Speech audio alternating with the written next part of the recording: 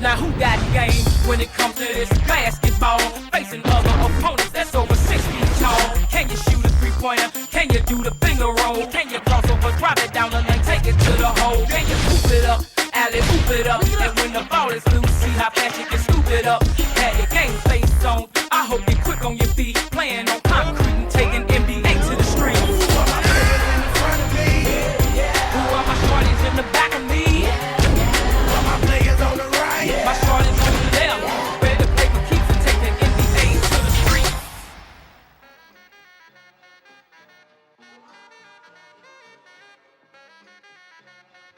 Welcome back to the 5x5 channel, and today we are going to be talking about the top 10 NBA All-Star Dunk Contest dunks. Now today we aren't going to be talking about a specific dunk done by a certain player, but we're actually going to be evaluating the best type of dunks that bring us out of our seats. From windmills to east base to self alleys and prop assisted dunks, today we're going to dissect which dunks really make us go. Prior to making this list, I watched the NBA's every 50-point dunk in NBA dunk contest history. Now this video only went up to 2019, so there is a decent amount of dunks that were missed from the past couple of years. I tallied each dunk and categorized it in one of 10 different types. If a dunk had characteristics of multiple types, I tallied each type in that dunk. And if you think this method is meaningless and doesn't really grasp the idea of the best type of dunks, you could be right, but it's my video, I get to do what I want. And I also felt like the video missed a couple of 50-point dunks, but honestly, I think I missed a couple of 50-point dunks because I was at work. But anyway, the number of dunk types helped create the list and give an idea of what type of dunk gets us out of our seats. But honestly, there are many dunk contest dunks that didn't get awarded a 50, but still had the ability to make us go. And Dwayne Wade is saying that's a bad man, mama. Well, Wade should know about June 13th. At the number 10 spot, we have what I call our tribute dunks. Dunks that range from a player repping another player's jersey, wearing something to honor someone else, or even trying to emulate another dunk. These dunks are entertaining, but aren't really the type of dunks that we are majorly impressed with. Not many of these dunks really win the contest, with probably the only exception of a few. These dunks mainly go for creativity rather than the actual dunk, but other times when players are copying older dunks from before and don't do it to the same degree, the dunk can fall short from our expectation. I tallied about 6 tribute dunks, which was the second least amount of dunks to obtain a 50 from the contest. The fact that the dunk is primarily based on theatrics, it's really hard for us to get really excited about them. So here are a couple of my favorite tribute dunks. Even though they didn't get a 50, I thought they were really cool, and honestly, some of them are really underrated. What's he got? Black Panther. Black Panther. Oh, you going with the that's why you can take his time with the first. Okay. And that's Chadwick Boseman, the star of Black Panther. That's authentic. First one.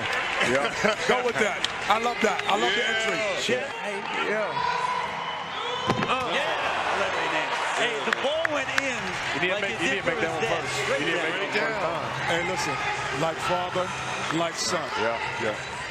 I mean, actually, I like to see it side by side. I'd like to see when Pops did it and then when he did it. That would be cool. Do we have that? And because Jordan actually took that cradle dunk to another level. Everybody remembers the Jordan commercial. Wait a minute, though. Look how far away the Wade pulled it back. He pulled. Oh, yes. Okay, yes, sir. These are one of those dunks you have to see in slow motion to appreciate it. Yes. That's an 8. I would give that an 8. Tyson Chandler. This pass has to be perfect. I guess there's no Raptor point guards available. Oh! It's over. Kenny, do the honors. Let's go, Kenny. Make it exciting. This was a good dunk. No, Kenny. That was a 50. Put some energy. With a tribute to Vince Carter. A Carter-esque slam dunk. Oh, that's nice. Carter won in 2000. Nice. Woo! That's nice. Remember that last name. Houston, it is up to you to vote. At number 9, we have the big man dunks, basically dunks done by bigger players that usually don't participate in these contests until recently. I definitely have to give props to Dwight Howard for attracting more centers and forwards to participate in the dunk contest. There are about 5 big man dunks to obtain a 50 from 1984 to 2019, being the least amount among the dunk types. But just because there weren't many doesn't mean there wasn't a large amount of other dunks that got us super excited. Dwight dunking on a 12-foot rim. Easily with that. This is a 12-foot dunk. Oh my God. It might even be more. This might even be more. This Oh is my like gosh. 2 Nate Robinsons. Are you kidding me? Hold on 1 second. There's no way. Are you Are serious? you kidding me? And he's gonna get it. Okay. Oh, no way. Oh my He goodness. did that easy. That was that's too very easy. You're right. That That's was easy. too easy. That's very easy. That's too easy. That's too easy. I guarantee you right now, there's no way. Maybe it can't go any higher than 12 feet. You can always go higher, Cal. That was easy. Look at that. Bigger's always better. That was easy. JaVale's alley onto 2 different nets. If he does what I think he's about to do, it's going to be impressive. There we go. There we go. I don't know if there's anyone else on the planet that can do this. And even Serge Ibaka's free throw line dunk, where he dunked beyond the actual line, further than MJ and Dr. J, and only got a 45. Definitely one of the most underrated dunks. He was right on the line, too. Wow, that's pretty good. For a 7-footer. He had an MRI this morning. He had twisted his ankle a couple days ago.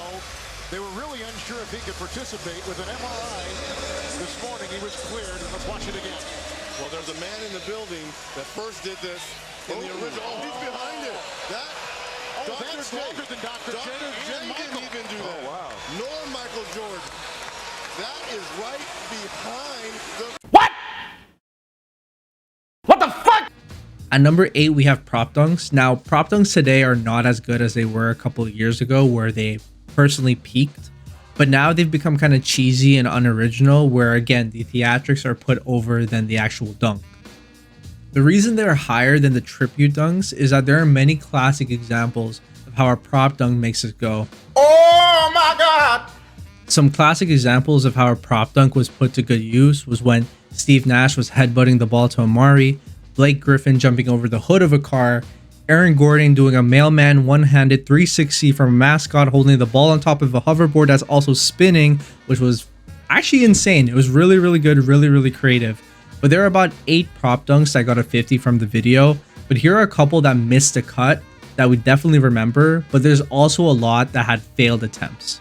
Scott is ready. Aaron Gordon is ready. As he goes head-to-head with Zach LaVine. How do you work on these dunks? Oh, no, this is real. This is real. Okay. This is real. This is real. That's a 50. That's a 50. That's a 50. That is a 50. That's what the timing, that everything he did on that. Everything he did on that makes you understand what a dunk. He cuffed it. He cuffed it, and he put it behind his hand, behind his neck like Carmelo, and then did the dunk. That is the best dunk in the last 5 years. You just got Don't even try it. Well, we're going to see it in instant replay because only us at TNT has it. Now he goes up. It's still out. He takes the ball. He blew it out. He blew it out, Chuck. I don't know. I told you that plane might take him out. Good thing it was a replica. At number 7, we have power dunks, and honestly, definitely one of the most underappreciated dunks to do in a contest. It's because the dunks are simple, but you can hear the amount of force when the player attacks the rim. The best to ever do these dunks is a human highlight himself, who won a couple of contests back in his day. But today, more of the dunks are done with finesse and are more calculated rather with just sheer force.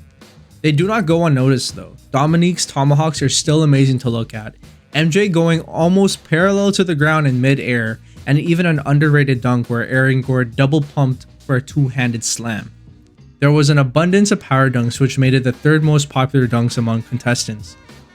At number 6, we have individuals dunking over living beings. Now, dunking over inanimate objects is cool and all, but when you're dunking on your toy net at home, dunking over your little cousin was way more entertaining than jumping over your action figures.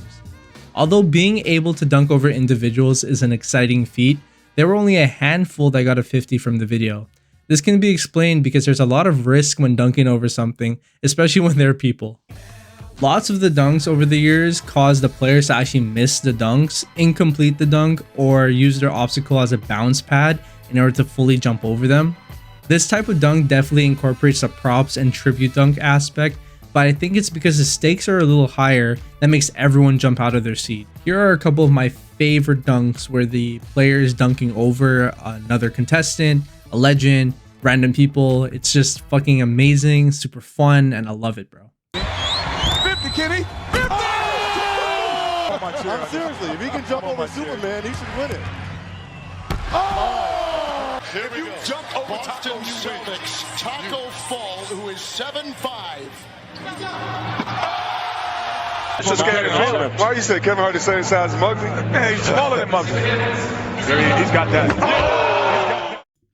At number 5, we had the alley-oop, which had the most 50-point scores in the dunk contests from 1984 to 2019. Which I'm honestly not surprised because they give out the most excitement when they're done in-game, so it only makes sense that they're exciting during a contest. The basic alley-oop itself is not as special, but it's an amazing base to create an iconic dunk. And it's because there's many components of it you can alter. It can be done traditionally or a self-lob. You can do a windmill, 360, or East Bay off the oop. You can do it in front of the net, at the side of the backboard, or even behind the backboard, and the amount of possible hang time one can get is ridiculous. In the contest history, I mean, to come from where he did and to catch the ball.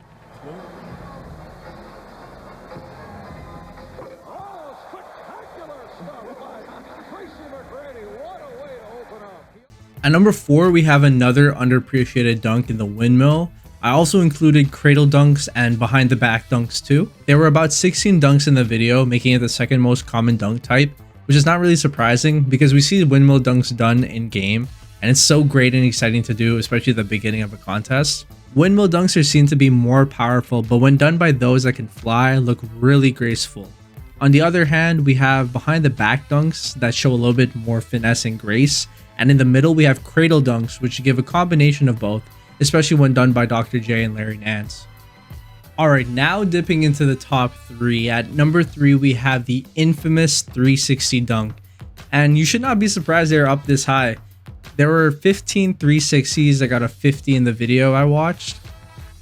Early in the 90s and 2000s, the 360 was amazing and quickly became a hallmark dunk to see. But the more the players did it, the less exciting it became. Dunks started to get repetitive. People wanted to see more out of the 360, but honestly, there's only so much you can do. You can't watch a dunk contest without seeing a 360. The 360 though holds a special place in our childhood because it was definitely one of the dunks we tried on our nets at home. Here's a small tribute clip of my favorite 360 dunks. There you go, young fella. You sang that one in. Yes. He thought he missed it. Yes. He thought he missed it. No. Yes, he did. Not bad at He that. was asking the bench. I don't care how many times you try.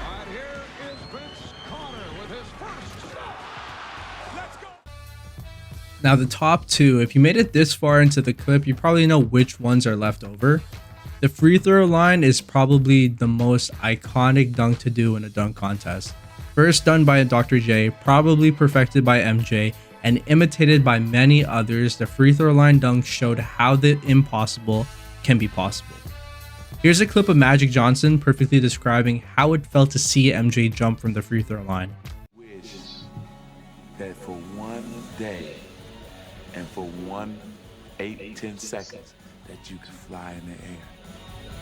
I don't believe what I just saw. I saw man fly. The free throw line dunk became a myth and sort of a legendary move that only crazy people would dare to attempt in a contest. There's a lot of risk with this dunk. The player usually needs a whole court to get a full running start. The landing itself is pretty tough on the player's ankles. It could actually be incomplete, especially if the player misses the first attempt. Probably one of my favorite dunks to see and emulate on my basement net at home, the East Bay dunk, aka through the legs dunk, is by far, in my opinion, the best type of dunk to do in a dunk contest. The East Bay dunk as a dunk on its own is amazing. Bringing the ball through your legs from one hand to the other while being mid-air makes it look like a video game. Then when the dunk is mixed in with an alley-oop, when done in the middle of a 360 or even done with the opposite hand, it's honestly one of the dunks that you can't go wrong with. With VC making it look easy and probably the best to ever dunk, players like Jason Richardson and Zach LaVine would definitely give VC a run for his money. Richardson had the power to his dunks while also jumping effortlessly, while LaVine jumped out of the stadium every single time he leaped, and honestly put it through his legs because he just had the time. Honestly, the one I can't get out of my head is one of the most recent of contests where Aaron Gordon went underneath both legs, literally sitting in the air, and never have I ever seen this dunk and never saw someone trying this type of dunk ever again.